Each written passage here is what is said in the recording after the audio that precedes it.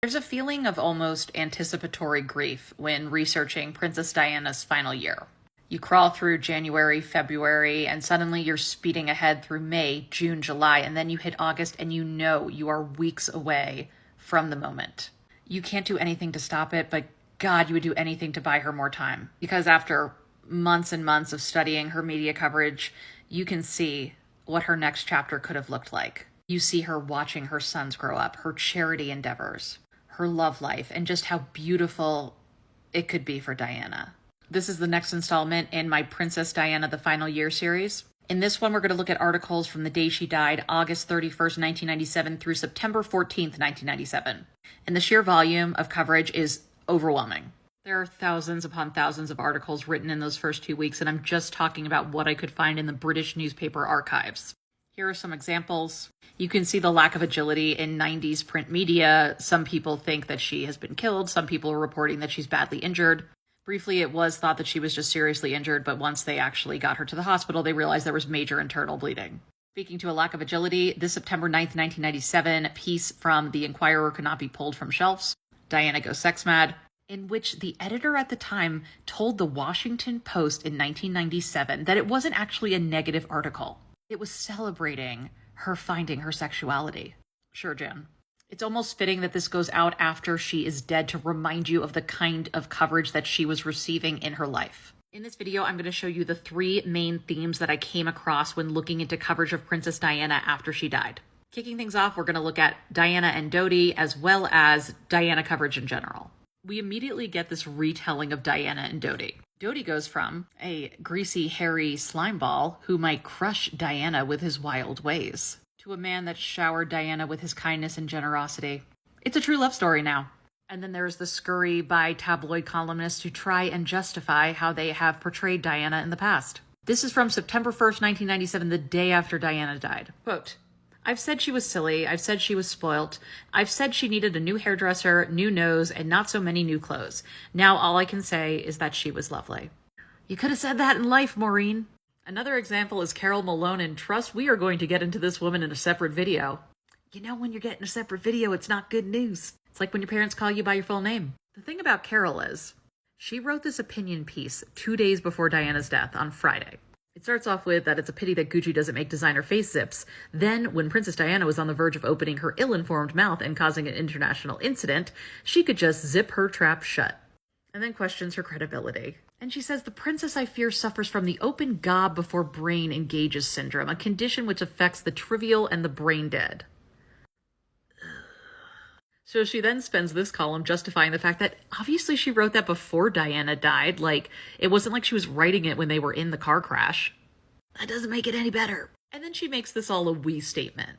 We all invaded her privacy either by writing or reading about her because we were all fascinated by this beautiful, flawed creature who reached out and touched people. We never once stopped to think that we might lose her.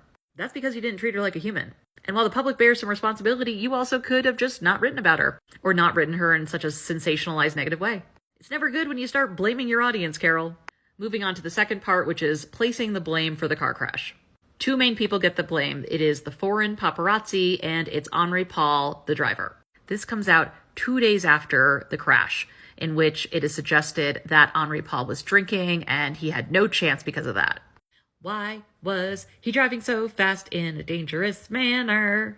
Causation, my friends. And pretty quickly, Henri Paul becomes someone to pin the blame on. His character is assassinated in the press. And then there's also this piece that says video of Di shows Paul was not drunk. The problem with these stories is once they're out, you cannot put them back in the bottle. Even if new information comes out, even if there are retractions, people remember the original stories, or at least remember what they had heard at the time.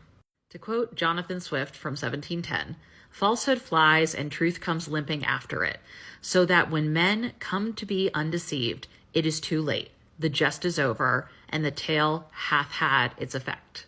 And a great example of this is way the press muddled the state that Henri Paul was in when he drove Diana and Dodi. It doesn't matter because the first story is what leaves the impact.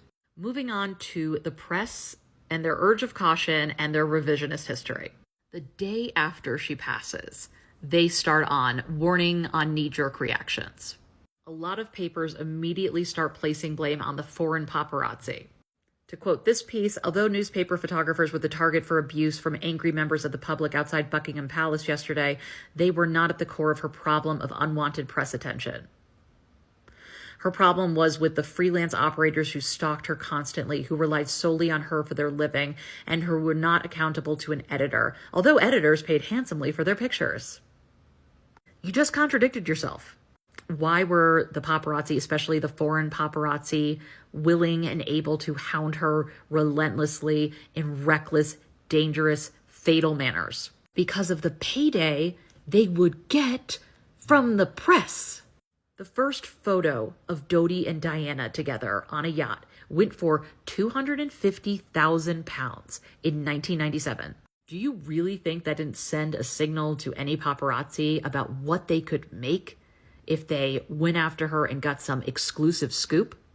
I'm sorry, I don't even think I believe that if Diana had only been injured in the crash, that the British press would not have purchased that photo.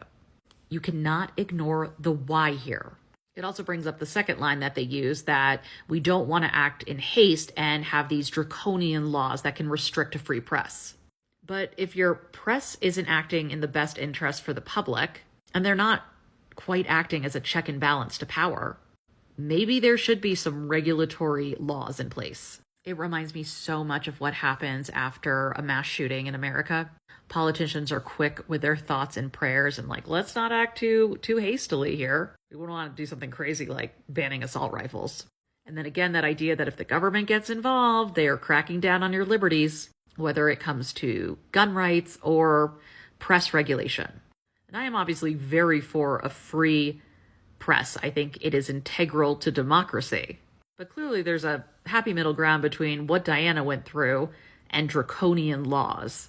In this piece, they say the regular press ought not to be confused with the paparazzi who chase cars into tunnels. Literally, entire articles are written around paparazzi photos. How does that not implicate the press? How does that not implicate the larger system? Then there are headlines like these: paparazzi feed insatiable public appetite. It's not that there isn't a public responsibility to consume media responsibly, but it's also what the papers choose to write about. As Harry said in his court statement against the Mirror in May of 2023, there's a difference between what is in the public interest and what interests the public.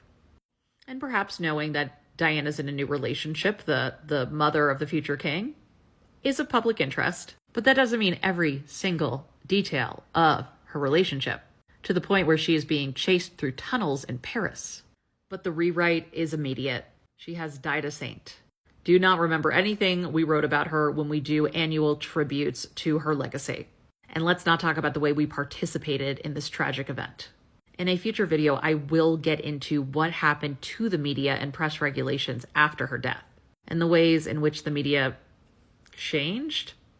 In case you're wondering about that photos, paparazzi did put a $1 million price tag on death crash pictures, which the British press wisely did not purchase. Because let's be honest, that is not what was going to be profitable with a public that is already so furious with the press. And finally, it's up to us now to protect the people's princes. Kind of seems like a good start would have been not harassing their mother. Having a mother to protect them would have been preferable. But also, how have you done on that? 26 years later, how's that going for you? Do you remember those promises that you made after Diana's death, or were they just empty promises?